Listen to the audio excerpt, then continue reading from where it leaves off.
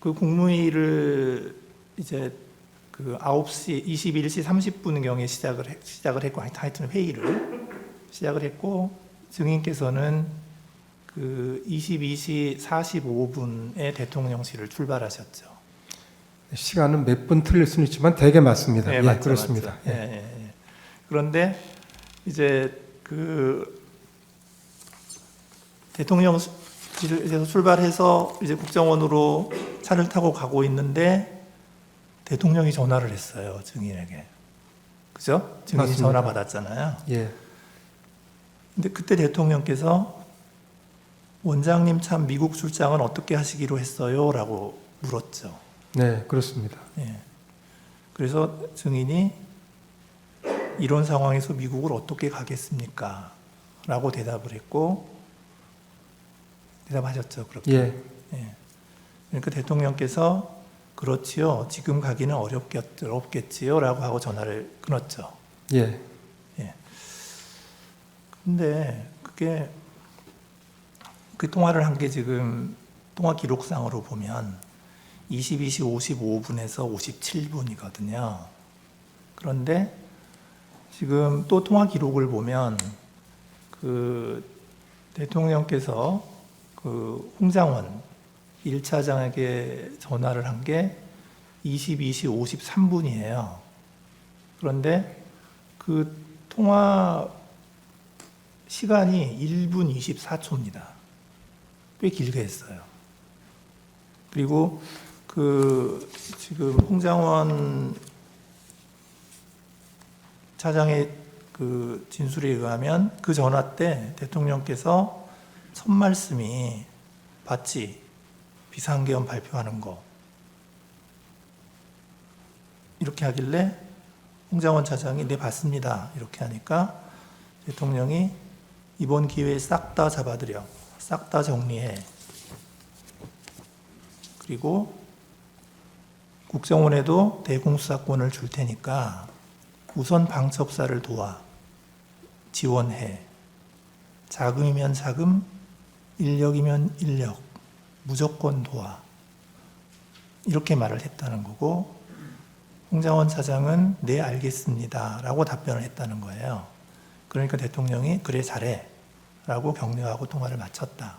그러니까 이게 1분 24초를 통화를 했으니까, 그러니까 22시 53분에 전화를 해서 1분 24초 통화를 하고, 그 다음에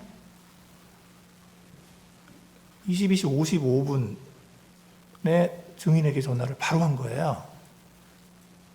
그러니까 이 갭이 30초밖에 없어요. 그 말씀 좀 올려도 되겠습니까? 그 네네. 정확한 분은 제가 기억을 못 하고요. 네. 22시 55에서 57이라고 지금 돼 있는 걸 저도 봤는데 네네. 통화한 그 시간은 사실은 30초가 좀 안 되는 걸로 제가 기억합니다. 짧았습니다, 사실은.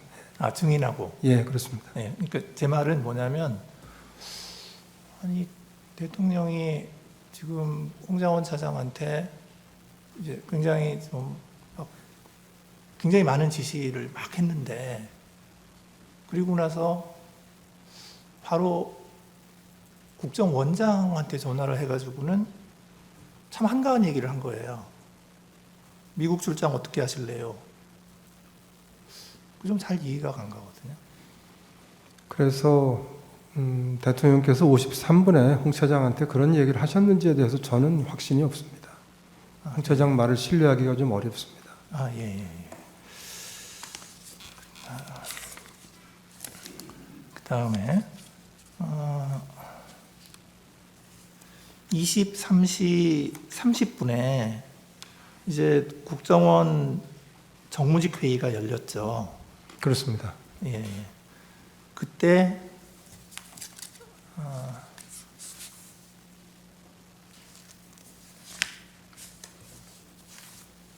잠깐만요.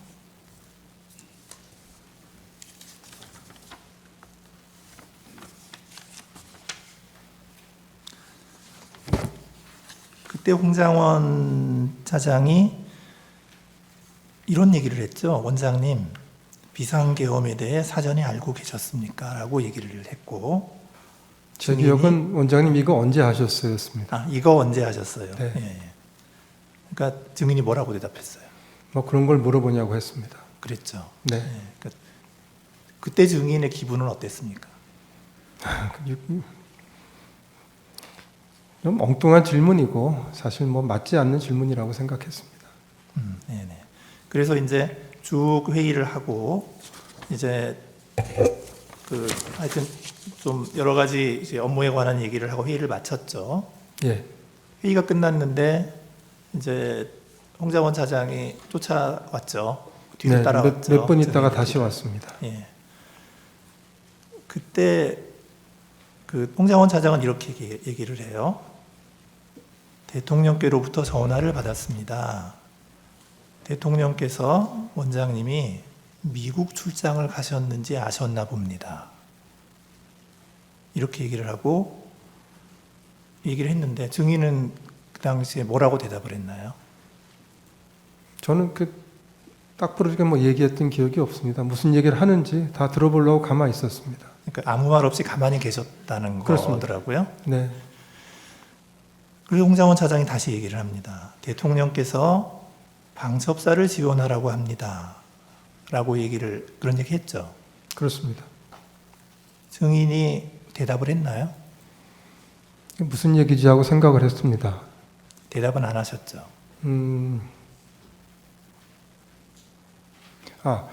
그 다음에 이어서 홍장원 차장이 근데 뭐 추가 지침을 주실 게 있느냐고 물어봤고, 그래서 제가 아까 정부직 회의에서 얘기한 대로 각자가 어떤 일을 비상위험 하에서 국정원이 하게 되었는지를 보고 내일 아침에 논의하자고 하지 않았느냐, 그렇게 합시다라고 답을 합니다. 그 앞에 홍장원 차장이 한 번 더 얘기를 하죠. 방첩사가 이재명, 한동훈을 잡으러 다닙니다. 그 앞이 아니고요. 그 다음인가요? 재판관님, 이제 저한테는 처음에 와서 대통령께 전화를 받았다. 네. 제가 이제 궁금하죠. 뭐 무슨 말씀을 하셨나 했더니 이어서 방첩사를 도와주라고 했다. 저는 뭐 도와주라고 했다고 기억하는데, 그래서 말씀처럼 저는 이제 듣던 얘기고, 또 비상계엄하에서 방첩사를 우리가 도와줄 게 있지 않습니까? 그랬더니 그럼 뭐 놀랄 일은 아닌데, 다만 대통령께서 1차장한테 전화하신다는 얘기를 처음 들었기 때문에 저 속으로는 굉장히 궁금한데, 제 성격이 그렇습니다. 대놓고 어떻게 하다 대통령 전화를 받았냐라고 물어보는 성격은 아닙니다. 그래서 그냥 들었고 나중에 한번 알아봐야 되겠다고 생각했고요. 그다음에 이제 조금 있다가 이어서 뭐 안색 얘기를 해서 제가 기억을 하는데, 안색을 쭉 살폈는데 뭐 생각이 복잡하시다고 했나, 하여튼 뭐라고 표현을 하면서 근데 혹시 더 지침을 더 주실 게 있느냐고 라고 얘기해서 제가 아니 뭐 더 줄 거 없고 정무직 회의 때 얘기했던 거하고 같다라고 뭐 좀 설명을 했겠죠.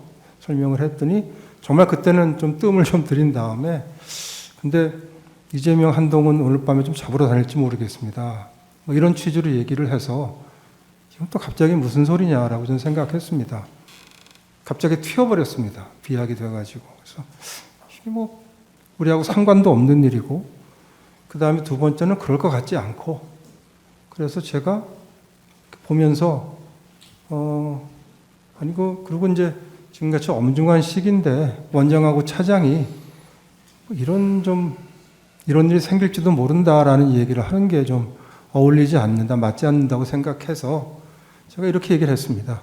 아까 얘기한 것처럼 내일 아침 회의 때 다 우리 국정원이 하게 되어 있는 일을 의논을 하는 거로 하자. 뭐 더 할 얘기가 있으면은 그때 가서 하라고 하고 얘기를 했더니 좀 얼굴을 보고 있다가 일어나서 나갔습니다. 그겁니다. 그리고 저한테 방첩사가 잡으러 다닌다고 하지 않았습니다. 그냥 잡으러 다닐 것 같습니다. 그런 일이 생길지 모르겠습니다라고 이렇게 얘기를 했고, 그 다음에 뭐 위치 추적이라든지 방첩사령관과의 통화라든지 어떤 명단을 받았다든지 그 명단이 이거라고 보여준다든지 이런 얘기들이 없었습니다. 예, 알겠습니다. 자, 이제 그날 22시 30분에 국정원 정무직 회의를 하기 전에 이제 무슨 일이 있었냐면은 이게 여인영 방첩사령관이 이렇게 얘기를 해요. 자기가 텔레그램 전화로 22시 30분에, 그러니까 1시간 전이죠. 22시 30분에 조지호 경찰청장에게 전화를 해서 체포 대상자 14명에 대해서 이야기를 하고 위치 추적을 부탁했다. 그 여인영이 그렇게 얘기를 하거든요. 예. 근데 이제 그 연락을 받은 조지호 경찰청장이 이제 뭐라고 얘기를 하냐면, 여인용 사령관한테도 전화가 왔는데 메모를 좀 해달라고 얘기를 했다, 자기한테. 그래서 조지호 경찰청장이 준비되었다라고 하니까 사람 이름을 불렀는데 15명 이름을 불렀다. 가장 먼저 불렀던 것이 이재명, 그리고 우원식, 박찬대, 정청래, 김명수, 권순일이라고 했고, 또 다른 이름을 불렀는데 김동연이라고 해서 경기도지사냐 이렇게 여인영한테 물어봤더니 김동현이다, 이재명 무죄 선고한 판사다, 이렇게 여인영이가 얘기를 했고, 여인영이가 이 사람들을 체포할 건데 위치 파악을 좀 해달라고 해서 이렇게 부탁을 받았다, 이렇게 얘기를 하거든요.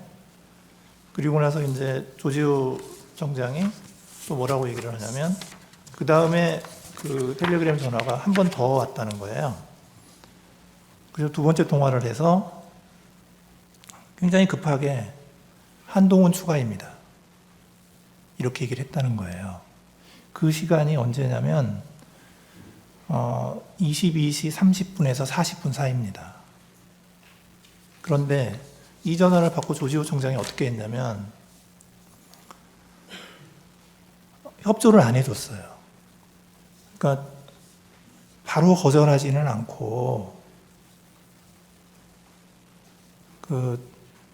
협조를 안 해주고 그냥 아무런 조치도 안 하고 가만히 있었다는 거예요. 그게 조지호 청장의 이야기고요. 그런데 이제 그 다음에 이제 홍장원과 여인영이 이제 통화를 한 게 30분 후인 23시 06분입니다. 그때 2분 47초간 통화 기록이 있어요. 이제 그때 오늘 쭉 얘기한 14명 명단 불러주고 위치 추적 협조해달라고 얘기를 했다는 거거든요. 그리고 나서 23시 30분에 그 정무직 회의가 있었고, 회의 끝나고 증인한테 가서 이제 그 이재명 한동훈 잡으러 다닐 것 같습니다라고 얘기했다는 거거든요. 그래서 이거를 시간 순서대로 쭉 이렇게 놓고 보면은 지금 이 홍장원 차장이 그렇게 한가하게 증인에게 얘기했을 것 같지가 않아서 그 증인이 들은 내용이 그냥 정말로 그냥 증인이 이렇게 듣고 나서도 이렇게 그냥 뭐 내일 얘기합시다라고 할 정도로 그 정도로밖에 얘기를 안 했나요? 그 재판관님, 제가 이 부분을 아주 정확하게 기억하고 말씀을 드립니다. 이 엄정한 법정에서 다른 말씀을 드리면 안 되기 때문에 제가 진실대로 제 기억대로 그대로 말씀드린다는 말씀을 드리고, 한 가지만 더 추가해서 말씀드리면, 말하자면 큰 비밀을 이제 얘기를 했다면 그런 비밀이 하나 생긴 거 아니겠습니까? 그럼 그렇게 큰 비밀이 생겼는데 제가 홍장원 차장을 교체하자고 대통령께 건의드린다는 것이 굉장히 어려웠을 겁니다. 근데 제가 정치적 중립을 이유로 해서 교체 건의를 드렸습니다. 그걸 보시더라도 만일에 홍장원 차장이 저한테 자세히 얘기를 하고 했다면 제가 보기에는 교체 건의하기 상당히 어려웠을 것이다. 그것만 봐도 그건 아니었을 것이다 라고 제가 이렇게 말씀을 좀 드리겠습니다. 예. 김대우라고 방첩사의 단장이 있습니다. 그래서 그날 실제로 국회로 갔던 사람이거든요. 근데 이제 이분은 또 뭐라고 얘기를 하냐면